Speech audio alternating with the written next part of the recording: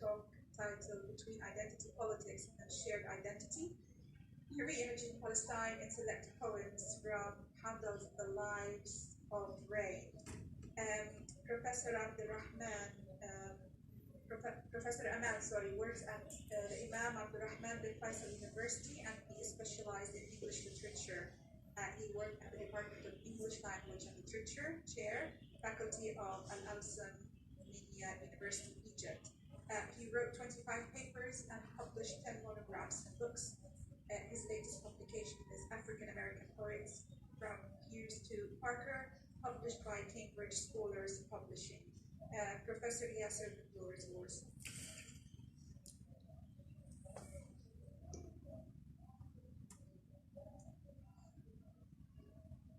Hello? Hello, yes, we can hear you. Yeah, okay, this is a very good opportunity that you gave me. It's an echoing in your mic. Yeah. Okay, is it okay? Thank you so much, that's much better. Okay. Thank you very much for giving me this opportunity to present my work today on Natalia Handal's selected poems from the Lives of Rain. My work today concerns identity, politics, and shared identity, and the idea of geomental image and geopolitical image of Palestine. Can I share the screen with you? Yes, please.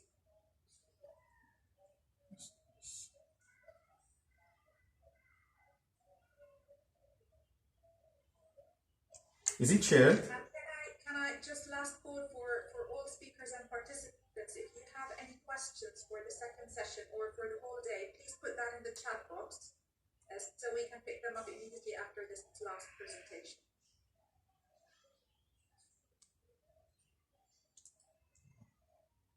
Okay, I'm going to talk, because there's a problem in sharing the screen, I think. You have sent us the presentation? I sent the presentation, yes. Okay. Can you share the screen from your end? Okay, the presentation is divided into 3 parts. The first part is introduction of Natalia Handal. The second part talks about identity politics and shared identity and its relation to Arab-Israeli conflict. And the third part presents highlights from the selected poems. When we go to Natalia Handal, we introduce her, I quote, "I am Palestinian and permanent transience has been my reality. I cannot escape the trauma of losing my homeland and all that it represents for me, for the history of my people. So of course that will always transpire in my work. I live in the United States and cannot escape the experience of being held between the crack of a half-open door.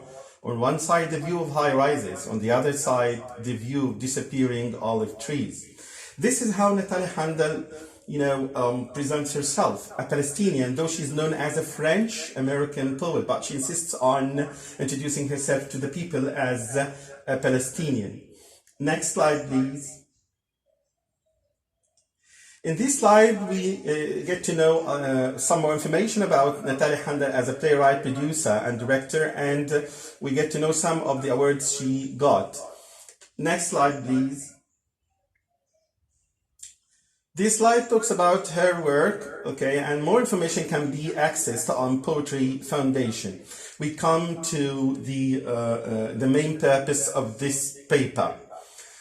This paper investigates Handal's reimaging of Palestine as the promised land. Such a reimaging is crystallized through 2 perspectives, identity politics and shared identity. Handal reconstructs an image of Palestine from family memories, from her travels to Palestine, and we see that the selected poems take the names of cities in Palestine like Efratha, Bethlehem, Regrets in Jalili, Jenin, Gaza City, Haifa, Baladna, and the last poem, America, is Handal's Listen to the World, as we'll see now. Handal recalls an image of home. This image is a geomental image through reconstructing an image of old Palestine. However, a geopolitical image of home is put in juxtaposition in order to highlight her journey for obtaining global identity. So I argue that the two perspectives, there is the identity politics and shared identity, intertwined in Handal's poems due to her life and travels, provide a version of complete portrait of Palestine as Handal sees it. Next slide, or the slide after next, please. Yes. When we come to the Palestinian-Israeli conflict, much has been said and much have been, many books have been published about Palestine as a free land. But what I want to highlight here is that Israeli settlements have been spreading illegally in Palestinian lands, which has worsened matters, which has, effaced the identity of old Palestine. The Palestinian-Israeli conflict will not stop unless the world recognizes the pre-1947 Palestine as an Arab state, which is a chimeric dream, of course, because the people, gave a cold shoulder to all what has been going on Palestine, to all Israeli crimes that has been committed against Palestinian people. But Handal's poems get the reader involved in this conflict, so that he has to pass a judgment. The reader who reads all these poems about the cities, about the memories, about the old Palestine, and how this old Palestine image has gradually, changed into a geopolitical one, okay, needs some kind of involvement from the reader, regardless nationality, religion, or ethnic background. Next slide, please. Here I present what I mean by identity politics and how it is related to the Arab-Israeli conflict. In this case of Arab-Israeli conflict, identity politics makes collective identities salient, contributes to their politicization and radicalization, and triggers political protest. That's why it should be weakened in order to not to have, a solid front by Palestinians or Arabs that can, face or struggle against what Israel has been doing there. The collective identity the Palestinians take is the focus of the struggle for power. That's why it is politicized. Next slide, please. On the other hand, in constructing Israeli national identity, it is observed that religion and politics are deeply intertwined and constitutive of each other. So it's not a national identity, it's some kind of identity politics. Moreover, they have been complicit in the legitimization of exclusionary politics towards the Arab population of Israel and Palestine. So it's not some kind of national identity, and that's all. No, it is some kind of identity politics that, just highlights a special group. This group is based on religion as well as politics. Next slide, please. We come to take some idea about global identity. Palestinian Arabs share an identity, that is collective identity. And I use the term collective identity to refer to an identity shared by a group or category. Collective identity becomes politically relevant when people who share specific identity take part in political action on behalf of that collective identity. There was a program led by US. This program was some kind of educational program that brought some groups of Palestinians, Israeli Palestinians or Palestinian Israelis, and Israelis together in order to just, have some kind of common understanding and in order to enrich the idea of coexistence. But the result was that this program failed. Not only that this program failed, but it resulted in identity accentuation, suggesting increased likelihood and intensity of conflict.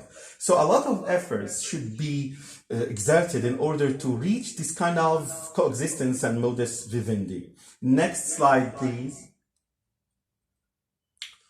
The introduction of indigenousness of minorities not only differentiates between Israeli Jews and Jews coming from the diaspora, but it leads to the emergence of the Palestinians in Israel as the third people, which is a real catastrophe. So not only the identity of Palestine or all Palestine has gradually been erased, but it has drastically been changed into, just invaders, intruders, third people. On the other hand, multiple identities may not result in an inward struggle so much as in a tendency for accepting their coexistence with the other. An example of this is Handal's poems and works. Handal aspires for a global identity and modus vivendi in all her works. Now we will have, next slide please, we will have a look at this geomental to geopolitical image of Palestine that can explain a lot. Next slide please.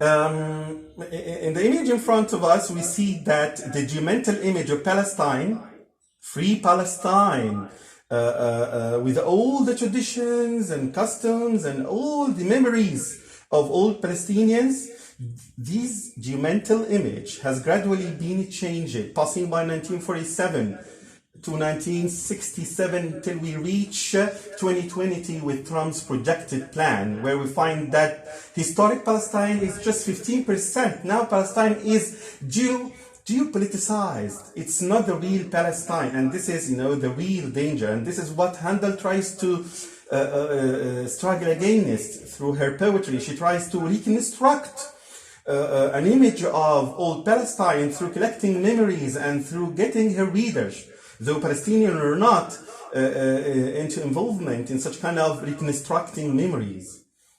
Next slide, please. In this table, we find the selected poems, and these selected poems are put in a way that represents either identity politics or shared or global identity. We find Ephrata, that represents geomental image, reconstructing memories. Then Beit Lahem, we find attempts at definition of the geopolitical identity of the place. Okay. Then regrets in Jalili, recollecting memories, and we come to Jenin. We find that a call for peaceful coexistence or for a shared identity is evident in this poem. In Gaza City, Handal is trying to keep the geomental image and the old Palestine vivid. In Haifa, there are attempts at re-imaging Palestine. In Baladna, we find that Handal is swinging between, global identity and past identity. Then we reach the last poem that is titled America, and in this poem we find attempts at having identity politics in juxtaposition to global identity. So now we will have a look at spotlights from the poems. Next slide, please. The first poem, Ephrata. 4 minutes or less. 4 minutes, okay. Okay, in this poem, as we see that Handal is addressing the poem itself. I quote, "Poem dressed in olive branches and cracked happiness, surrounded by seasons of sleepless nights, staring at the dusty walls of cities we have lost. Handal brings life to her memories and revives the geomental image of Ephrata by using poetic devices." Then we go to the other poem. Next slide, please. In Beit Lahem, okay, things are blurred here. Nothing is, clear. And she, next slide. And she asked all people about all memories, but no one answered her. Then we can move. If you're moving with me, slide 15, regrets in Jalili. Okay, again, it gives you a gloomy ambience about the city. Jenin. Next slide, please. Jenin. Okay, in Jenin, it is night without a blanket. As you see, that there is no security. And here the speaker calls for coexistence, for a shared identity. I quote, "All I want is a row of olive trees, a field of tulips to forget." Next slide.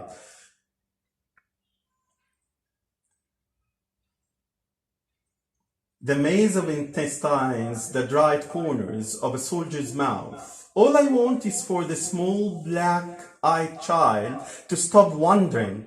When the fever will stop, the noise will stop. All I want is a loaf of bread, water, help for the stranger's torn arm. Then we move to, next slide, to Gaza City, okay, and find attempts at re-imaging old Palestine through talking about Deb Kennedy's No More. Next slide, please, for the sake of time. Then we move to Haifa, okay, and find attempts at effacement of Palestinian identity haven't stopped. I quote, "The lone trees keep disappearing, and the weather keeps changing, and we keep aging. Things keep changing, and the old Palestine keeps changing." Next slide, please. We come to Baladna. And in Baladna, the speaker is torn between the past and the present. I quote, "We are who we are, and home is home. To keep the season dreaming, to remind us of ahwa, za'atar, khubuz, kak, the common things. I'm no longer sure what I see. We are who we are.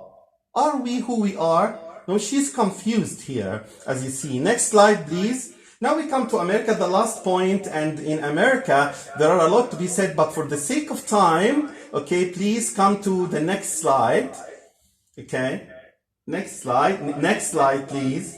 We come to the lesson. The lesson Handal wants to just give to the whole world. The lesson the speaker tries to teach the world is clear. I quote, "She wonders why we are obsessed with difference, our need to change the other." The last line stressed the fact that identity search is a never-ending process. I quote, "My voice still breaking into tiny pieces when I introduce myself to someone new and imagine I have found my way home." The last point, re-imaging Palestine in selected poems of the lives of Rain has been realized through two perspectives, identity politics and global identity, which are related to the geomental and geopolitical images of Palestine respectively. Discussion of the above-mentioned poems that bear the names of cities have proved that Handal has succeeded in having a home in poetry. Handal realizes that she's to live with the idea of loss of home and permanent transience. Her poems prove the memories of home are deeply rooted in her despite the fact that she's lived in different places. A brief discussion of Palestinian-Israeli conflict shows how identity politics has been a result of this struggle and justifies Handal's aspiration for global identity and modus vivendi. Handal's cultural references have opened new venues to remapping literature and revisioning old masters' works from a politicized perspective. Thank you very much for listening to me. Thank you so much, Professor Yasser. This is really interesting, fascinating, and the poem and the story of that is really some first time for me to hear it. So really fascinating, and I hope it's for everyone else. Can I allow just a couple of minutes for any questions for the first session or the second session? You can either type it in the chat box or raise your hand and we can unmute you.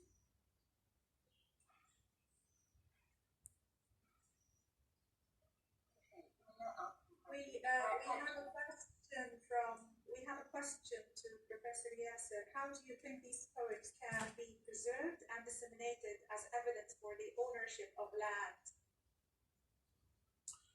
Actually, this is what Handal tries to do. Through her poetry, she tries to have a manifesto, something to be left for coming generations.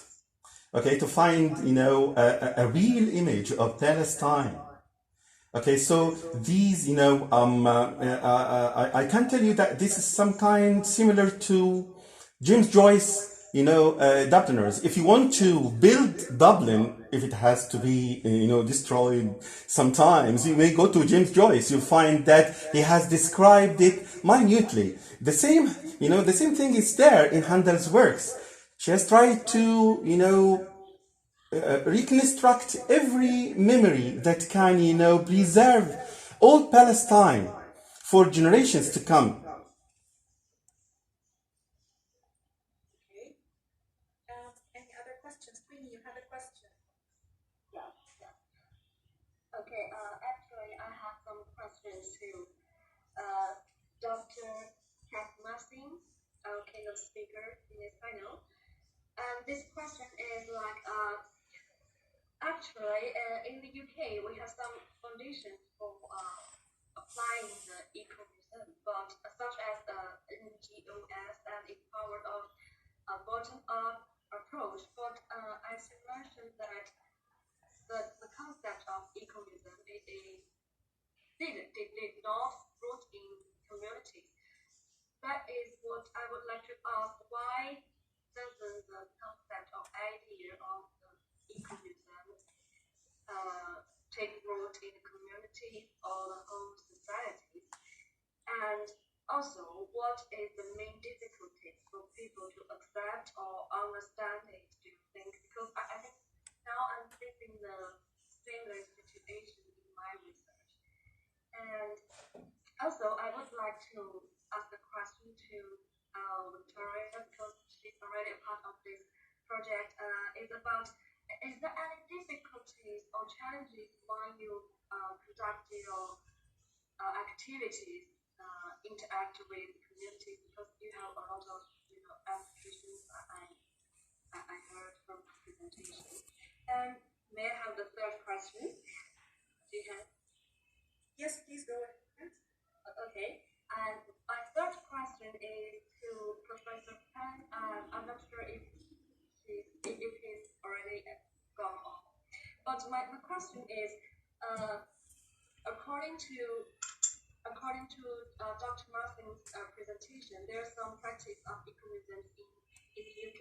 I would like to ask Professor Pan, how do you think this kind of practice can be adopted or practiced in China and in our country, or in what extent it can be achieved? I mean, this kind of practice in our country.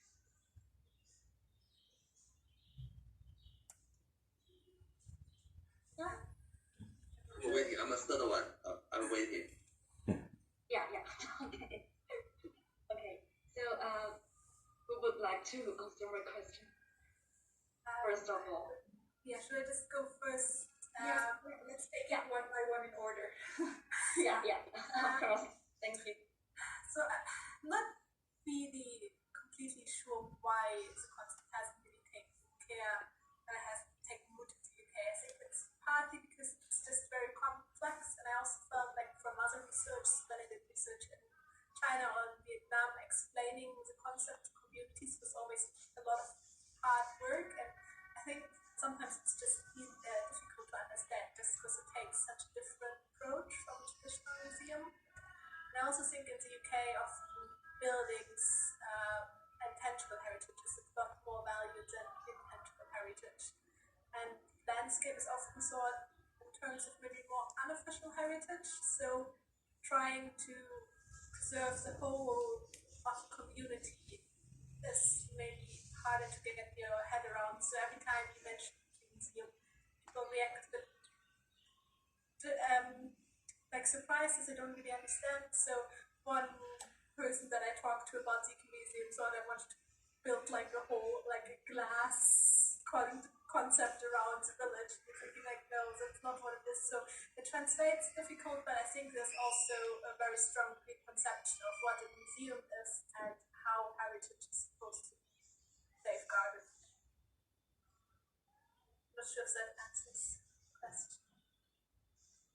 Okay, thank you. I just write down some points here because it's very important for me. And Jihan, we cannot hear. Okay, I just saying moving to Victoria. Yeah, I didn't realize I was. Yeah. Sorry, can you just wait, do you want me to answer the same question as Kat, or was there a slightly different angle on it? If you have different answers, please. No, not really. Yeah, I think it is. I think it is a concept thing. It just doesn't translate that well. People either think it's going to all be about ecology and sort of conservation techniques, or like Kat said, they envision a sort of very traditional museum. And I think a lot of people think that's not for them. What's it got? Because a lot of people, unfortunately, aren't necessarily interested in traditional museums where where historic objects might be just presented to them. They don't see the relevance to their daily life and the point of them getting involved with anything as well. And obviously, the idea of an eco museum, there's a lot more sort of a collaborative relationship going on. So it's kind of it should be relevant and forward looking and modern. It's not just necessarily about the past. It's kind of like bringing those things together. And it's quite hard sometimes I think people to get their head around that concept just because it isn't that well known. And I suppose in Britain as well, there's a lot of community museums that do similar sort of thing to an eco museum already. So people see that that's kind of been done in a certain extent, but it is just generally around a particular heritage aspect. And so maybe there's also a little bit of the fact that people don't see the need for it somehow because they don't quite see the full scope of what it can encompass.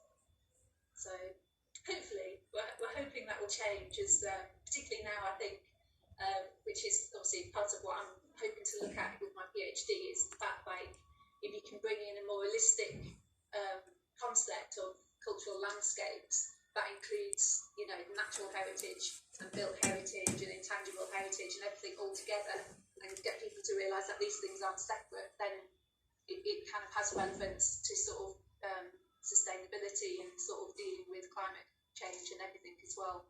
So, I think it will become more, I hope it will become more sort of relevant to people in the UK and they can see that those things can connect more.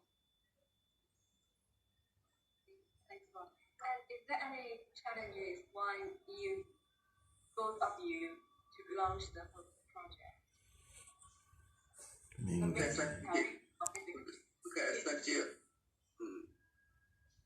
Okay, thank you much, Liman. Give me another chance to make a kind of comparison with the case in UK.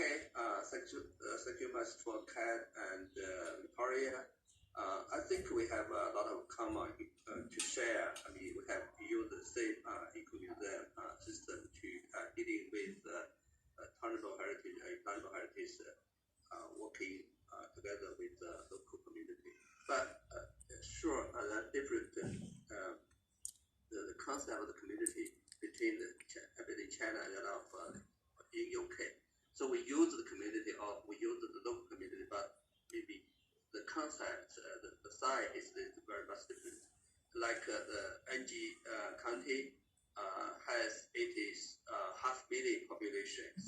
So very huge people there. And it's only we have the whole document. Thank you. I mean, all the people living